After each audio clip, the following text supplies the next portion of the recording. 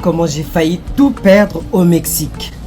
Voici mon histoire. Pour vous remettre dans le contexte, je suis un immigré français vivant au Canada. Ce qui s'est passé, c'est que moi, à la base, j'étais déjà sorti de ma zone de confort en partant de la France au Canada.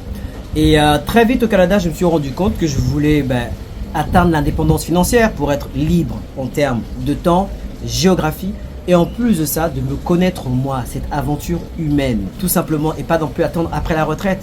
Alors, ce qui s'est passé, c'est que, comme vous le savez, j'ai investi dans l'immobilier. Ça se passait assez bien. On a investissé à un rythme de chaque année. D'ailleurs, j'ai fait une vidéo ici qui s'appelle « Comment j'ai acheté 16 appartements en moins de 3 ans ». Ça faisait partie de ce contexte-là. Chaque année, j'achetais. Or, il s'est passé que une des années qui a suivi du Covid, les taux d'intérêt avaient tellement augmenté que ça faisait pas de sens pour nous, en tant qu'investisseurs et dans nos critères d'investissement, de racheter un bien au Canada. Mais on était à l'affût. Comme quoi, quand on investit, il faut toujours surveiller ce qui se passe dans le marché, ce qui se passe autour de nous. Et justement, à un moment, il y a une connaissance, en revenant du Mexique, m'a fait vraiment l'éloge du Mexique. En termes de rentabilité, taux d'occupation, style de vie. En termes d'investissement, ça cochait toutes les cases. Il m'a passé le contact d'un agent immobilier qu'il avait vu au Mexique, qui était fiable, qui était transparent. C'est un vrai bosseur.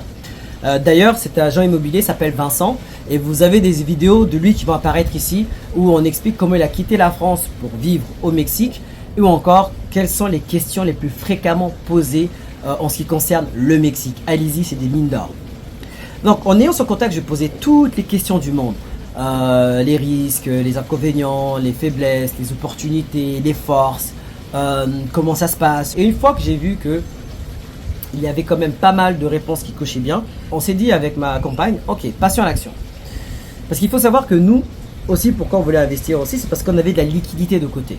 Et quand vous avez trop de liquidité de côté ou un certain montant, il faut que l'argent travaille, il faut que l'argent circule. Il ne faut pas non plus être là et le garder précieux, de l'économiser. C'est une mentalité de pauvre. On s'est dit, ok, achetons un appartement en préconstruction. Préconstruction, ça veut dire quoi? Ça veut dire que achetant un appartement sur plan qui n'est pas encore construit. Donc, préconstruction. Donc, on a fait les démarches nécessaires et après on s'est dit, bon, où est-ce qu'on va l'acheter? On s'est dit, il faut l'acheter dans un endroit où il y a beaucoup de passages, beaucoup de tourisme. On s'est dit qu'on va acheter aussi dans un endroit où il y a pas mal de services dedans, comme la salle de sport, le parking, piscine, l'infinity pool.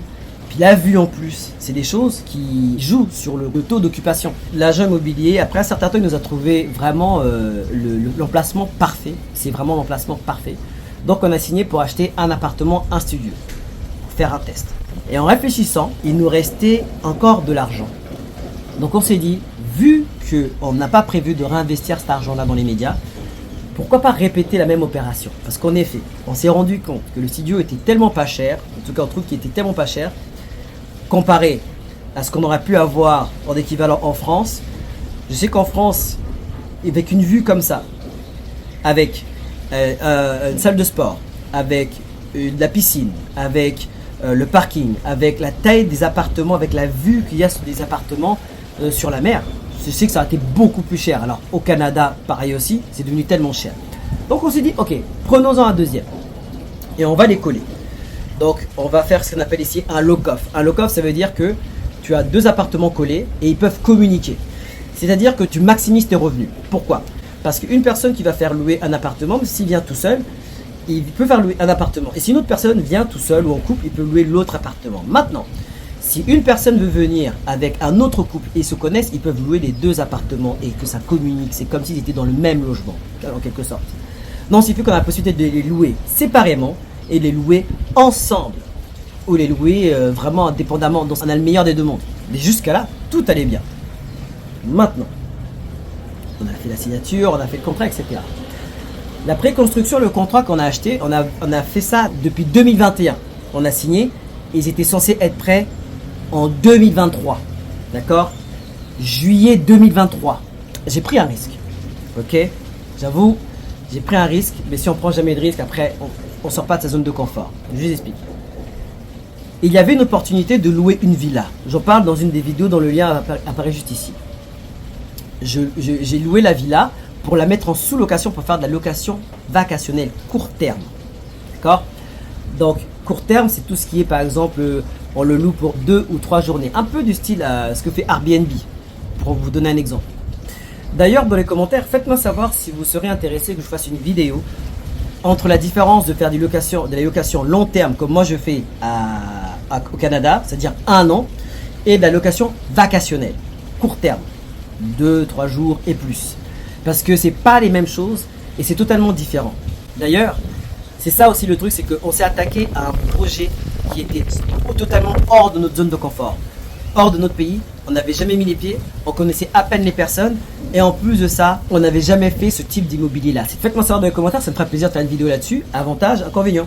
On a pris la villa, on a remodelé un peu la villa, on a équipé, etc. Parce que c'était un propriétaire qui l'avait un peu négligé, en tout cas qui le laissait de côté. Donc on s'est dit gagnant-gagnant. Nous on te paye un loyer, on le reprend, on le met au vacationnel et on fait un bénéfice dessus. C'était un contrat de 1 an à la base. Sachant que l'idée c'était de se dire que je prends ce bien-là et en plus je peux arrêter après 1 an ou après 2 ans sans obligation. Je peux même arrêter avant moyennant une pénalité. Mais en plus de ça, on fait de l'argent pour la préconstruction, pour la fin d'apport ou pour les autres trucs à gérer, les matériels à acheter, les bureaux, pour l'équiper, ça nous donner une bonne avance. Grosse erreur. Ce qu'il faut savoir, c'est que ce que vous allez signer sur le contrat, c'est ce qu'il y a sur papier. Mais la réalité, c'est qu'il y avait d'autres choses auxquelles on n'avait pas considéré. Comme au Mexique, on s'est rendu compte qu'il y a une très grosse mauvaise foi des personnes, des professionnels avec qui vous signez. Ils avaient prévu un certain nombre de travaux et dites-vous bien qu'ils avaient par exemple 2 mois pour le faire, 6 mois après on y était encore. Donc le respect du règlement, le délai des travaux, tout ça c'est des choses qui nous ont refroidi et c'est des choses qui finalement ne sont pas visibles sur les contrats ou sur les rentabilités, tu peux pas avoir ça. Donc je mets quand même en garde là-dessus, c'est un des points négatifs que j'ai trouvé. L'autre erreur mais qu'on ne pouvait pas savoir, c'est qu'il y avait un changement de maire, ce qui fait qu'il y avait un changement de réglementation et ça a pris du retard en termes de construction. Il y avait pas mal de constructions à droite à gauche, je ne sais pas si vous entendez les bruits. Il y a des constructions, c'est pas non plus énorme, mais il y a des constructions parce que ça grandit énormément, surtout Playa del Carmen. Et qui dit qu'une forte croissance d'une demande de matériel, une demande d'employés auquel ils ne pouvaient pas faire face. Donc les projets prenaient plus de temps que prévu. Ce qui s'est passé aussi, c'est que les taux d'intérêt, ils ont bien augmenté, alors surtout au Canada et aux États-Unis, ce qui fait que les familles ne pouvaient pas voyager autant qu'elles le voulaient.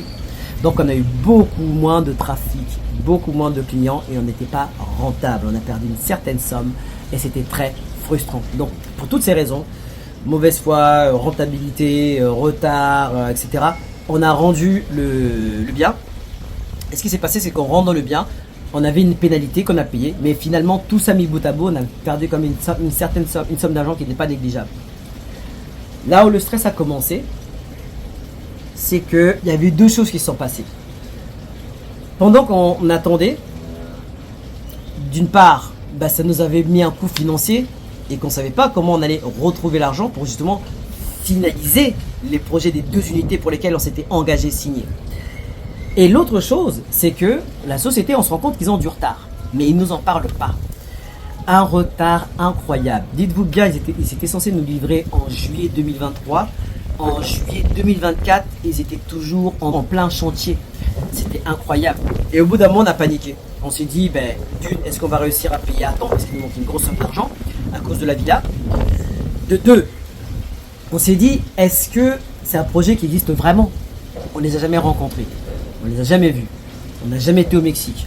On ne sait pas ce qui se passe. Et de plus, cerise sur le gâteau, on va sur Internet. Vous savez, pour regarder les revues, que des clients mécontents à propos de ce projet et tout le monde en parlait. Et on n'était pas les seuls.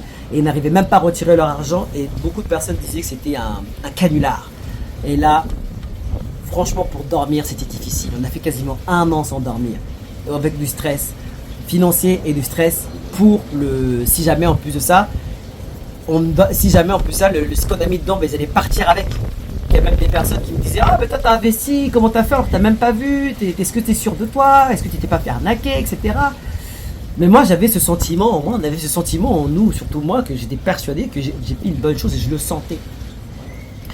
Et ce qui s'est passé, c'est qu'au final, on a commencé même à prendre des avocats pour faire valoir nos droits, etc. Mais on était de l'étranger, c'est pas facile, et en plus c'est une langue que je ne maîtrise pas, parce qu'il y avait français, après j'ai appris l'anglais, je parle couramment anglais, mais l'espagnol c'est pas ma zone. Je sais qu'il y a des professionnels qui parlent anglais. Mais sur ce terrain-là, c'était assez difficile d'avoir de l'anglais tout le temps. Bref. Alors, ce qui s'est passé, c'est qu'ils nous ont envoyé un message vers la fin, parce que niveau communication, c'était pas du tout leur point fort. Ils nous ont envoyé un message à la fin pour dire venez chercher vos unités. Donc, je me suis dit, je vais prendre mon billet d'avion, je vais venir, puis je vais voir si ça existe vraiment. Et vous savez quoi? Je suis arrivé, et finalement, les unités existent bien. C'est incroyable. C'est juste fou. Quand je suis arrivé, j'étais émerveillé du bâtiment, à quel point il était beau. Il est beau, il est bien fait. Les finitions sont incroyables. D'ailleurs, les images que vous voyez sont des images de ce bâtiment. Avec cette vue, cette piscine, la salle de sport, les appartements. Tout ça, c'est incroyable. C'est super beau. Et finalement, on se rend compte que le projet a duré 1 an de plus qu'il fallait. C'était 3 ans limite sans pouvoir l'investir. Cet argent, c'était 3 ans d'attente. Mais le jeu en valait vraiment la chandelle. La moralité ici, c'est quoi? C'est qu'il faut oser sortir de sa zone de confort. S'il y a une opportunité, saisissez-la et allez jusqu'au bout. Pourquoi j'insiste sur aller jusqu'au bout? Vous savez, quand vous faites un projet, bien souvent, ce qui se passe entre deux n'est pas beau à voir. Et ce qui se passe entre deux, il y aura même souvent des signes qui seront représentés sous forme d'échec. Et on dit souvent que le succès vient souvent sous la forme d'un échec. Admettons que vous demandez à un coiffeur de faire la barbe ou de faire les cheveux, et dites-lui en plein milieu de la coiffure d'arrêter et de sortir. Est-ce que ce sera beau? Non. Parce que vous êtes en plein milieu du processus. Vous êtes en plein milieu du processus. Quand vous allez à la salle de sport et vous commencez un travail, vous avez des courbatures, vous avez des choses, etc. Vous ne voyez même pas encore les signes. Allez jusqu'au bout, vous allez voir le résultat à la fin. Ne vous arrêtez pas, ne soyez pas déçus parce que vous ne voyez pas le produit final. Moi, à la base, ça a duré 2 ans. J'étais prêt à attendre. Mais là, ça a duré 3 ans. Avec les doutes, est-ce que ça va venir, ça va pas venir, est-ce qu'ils nous ont volé, est-ce qu'ils nous ont pas volé? Et regardez au final le résultat. Quand vous avez une idée ou une ambition, allez-y même si vous entendez que les autres ne sont pas vraiment optimistes par rapport à vous, que oui, et sur ton papier, en plus sur papier c'est vrai, tu n'as jamais mis les pieds là-bas. Est-ce que tu les connais? Tu vas mettre de l'argent, etc. Mais au final, ça faisait partie de votre vision. C'est que vous aviez eu une vision. Et si les autres n'y croient pas, c'est normal. C'est pour ça que cette vision a été donnée à vous et pas aux autres. Pendant ces 3 ans-là, on était stressé avec ma conjointe. On est passé par des moments de doute, de stress, de dispute. Il faut se dire la vérité. L'immobilier, l'investissement, les bourses, tout ce qui est mélangé avec l'argent, ça attaque les sentiments, on le prend personnellement et ça crée des frustrations à la maison, mais très grandes. Surtout quand les sommes sont énormes. C'est sûr, surtout que des fois tu mets une somme et il ne te reste plus rien de côté, tu n'as même pas de quoi partir en vacances et ça fait mal, c'est des choses qu'on prend personnellement. Je me revois encore des fois me lever et me dire mais c'est incroyable, moi je fais des trucs, je galère pendant 3 ans, je vois des gens qui partent tout le temps en vacances et puis ils n'ont pas affaire à ça. Pourquoi je me prends la tête? Mais finalement quand on voit le résultat, le jeu en valait la chandelle. Et ce que je veux vous faire comprendre ici, c'est que ça nous apprend à gérer nos émotions. Ça nous apprend à trouver des solutions quand quelque chose ne va pas. Ça nous apprend à garder la tête froide. Quand on va rencontrer des chapitres similaires, on va passer haut la main. Et surtout, ce qu'on a appris, c'est qu'en période de doute, de peur ou de stress, c'est là qu'on a trouvé les meilleures idées, on a trouvé les meilleures astuces, on a trouvé les meilleures techniques pour avoir le reste de ce financement. Parce que oui, je ne vous ai pas dit, mais à un moment, on était dans le doute, est-ce qu'on va réussir à avoir cela? Mais on avait peur et du coup on s'était même dit, est-ce qu'on revend quelque chose? Et qu'est-ce qu'on fait? Où est-ce qu'on va? Et on était pris là au piège, paralysé comme un animal au milieu de la route, avec les phares pleins sur nous. Je crois qu'il y a une bagarre de chiens. Ici les chiens sont très en liberté.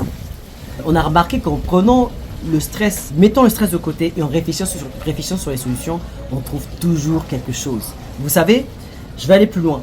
Le défaut, comme je disais à un ami, c'est que des personnes veulent investir ou faire quelque chose ou acheter quelque chose quand ils auront l'argent. En réalité, la vérité, c'est que même quand il n'y a pas l'argent, commencez déjà à programmer la chose. Les réponses ou l'argent va venir au fur et à mesure. C'est là que vous allez vous rendre compte de ce qui se passe, de l'argent des fois que vous avez perdu bêtement, que vous pouvez économiser, que vous avez placé, que vous pouvez reprendre. Il y a beaucoup de personnes, beaucoup de choses que vous pouvez faire. Donc, s'il y a des personnes qui investissent tout le temps, au final, c'est pas hasard. On est patient. Quand les autres sont pas patients, j'attends 3 ans s'il le faut. Je prends ça comme un jeu. On va le faire et on ne laisse pas, on va jusqu'au bout. Quand il y a un souci, je prends le temps. Je vais regarder ce qui se passe à droite à gauche. Et à la fin de la journée, même si j'y arrive pas, je revends. Ça s'arrête là. Ou je paye des pénalités, mais ça s'arrête là. On va pas me mettre en prison ou je vais pas mourir pour ça. En tout cas, il faut être réaliste par rapport à ça. Demain, je vais toujours me lever. Vous savez, on dit que le stress n'est pas réel, mais c'est nous qui le rendons réel. Donc voici ce que j'ai appris. Et c'est une manière pour moi de vous dire que c'est un peu la fin du chapitre investir au Mexique. Parce que je vais commencer maintenant il y a 2 ans, quand j'ai fait mes premières vidéos, et je voudrais remercier tous les abonnés qui me suivent et qui m'ont suivi. Mais ça fait 2 ans que j'ai commencé cette vidéo-là, en parlant du Mexique, où il y a un lien qui apparaît ici, je vous explique la rentabilité, pourquoi j'ai pris le Mexique, pourquoi c'était le Mexique, comment je me suis pris, quels étaient mes critères, où est-ce qu'on en est, quand ça allait mal, des gens qui ont cassé ma villa, etc. Je vous raconte tout de A à Z pour vous montrer comment ça se passe. Et finalement, vous voyez que c'est pas sorcier. Il y a beaucoup de stress parce que ça joue là-dedans, mais réellement, quand vous regardez bien, quand quelqu'un est habitué à ça, quelqu'un connaît, ça passe tout seul. Je suis prêt à le refaire. Donc c'est la suite et la fin de l'aventure du Mexique. Si vous voulez avoir plus de détails pour la suite, laissez-moi savoir. Moi, en attendant, je vais continuer maintenant à faire mes investissements investis au Mexique. Je vais prendre le cash flow, je vais les mettre dans les locatifs. On a déjà trouvé des locataires pour le mois prochain. C'est juste incroyable. J'ai des administrateurs qui sont juste incroyables, qui s'occupent de gérer des biens. Du coup, ils pourront gérer ça pour moi à distance. J'ai Vincent qui est l'agent immobilier qui pourra me trouver des futurs biens avec des futurs projets. Il connaît mes goûts. Alors faites-moi savoir si vous voulez des biens aussi, si vous voulez trouver, il pourra vous accompagner. Si vous intéresse, laissez-moi savoir dans les commentaires. Je vous passerai ses coordonnées, il n'y a pas de souci. Et moi, je continuerai là-dessus, mais j'estime que les vidéos maintenant investir au Mexique, ça s'arrête là. Sauf si vous voudriez que je refasse d'autres vidéos par rapport à ça. Donc voilà, n'hésitez pas à sortir de votre zone de confort, n'hésitez pas à investir, n'hésitez pas à faire tout ce que vous voulez faire. N'hésitez pas aussi à vous remettre en question, à revoir les systèmes en interne et aussi à communiquer avec votre équipe, votre conjoint, votre conjointe, vos parents, vos partenaires afin d'aller au bout d'un projet et avoir le bon mindset. D'ailleurs, j'ai fait une vidéo qui l'explique très bien sur les 7 erreurs à ne pas faire quand on investit en couple, en immobilier. Moi, le souci que je me pose, qui se pose aujourd'hui, c'est que c'est tellement bien ici, en termes. Regardez-moi simplement cette vue. La météo est H24 toute l'année bonne. Oui, il y a une saison de pluie, mais franchement, j'étais comme ça toute la semaine et les gens sont comme ça toute l'année. Les gens sont incroyablement gentils. Il y a beaucoup de plages. Tous les jours, il y a quelque chose à faire et je pense vraiment que je vais à terme venir vivre ici. Je vais faire une vidéo par rapport à ça qui vous explique pourquoi je viendrai vivre ici. Et si ce n'est pas le cas, je vous dirai pourquoi je ne viendrai pas vivre ici. Je vais continuer aussi à faire mes aventures. Peut-être que bientôt, ça sera la Colombie. Peut-être que bientôt, ça sera, je sais pas, le Brésil ou ça sera un pays d'Europe, même l'Afrique. La limite est le ciel, comme on dit. Certains ont dû traduire dans leur tête en anglais ce que je viens de dire. C'est tant mieux. On sait de quoi on parle alors. Je pense qu'on se comprend. Je vais continuer à investir, mais en tout cas, pas de stress. La vie est un jeu, la vie est une aventure, c'est une grande expérience où il n'y a pas d'erreur, mais juste de l'apprentissage. Et je suis heureux pour ça, je me sens très reconnaissant de l'univers, du ciel, de tout, je me sens très reconnaissant. N'hésitez pas, si vous avez des questions, faites-moi savoir. Si vous voulez de l'accompagnement pour des projets similaires comme celui-ci au Canada, faites-le moi savoir, ça sera avec un plaisir. Moi, qui je suis? Je m'appelle Julio. Mon but, faire des vidéos orientées motivation, mindset et investissement afin qu'un maximum de personnes comme moi, parties de rien, puissent atteindre l'indépendance financière. Si ce genre de contenu t'intéresse, rends-toi un service. Like, abonne-toi, active la cloche de notification et partage tout autour de toi. Moi, sur ce, je vous laisse avec 2 vidéos. Celle-ci, qui vous explique pourquoi j'ai quitté la France pour vivre au Canada, et celle-là, qui vous explique pourquoi mon agent immobilier Vincent a quitté la France pour vivre au Mexique. Allez-y, je vous attends de l'autre côté. À très bientôt.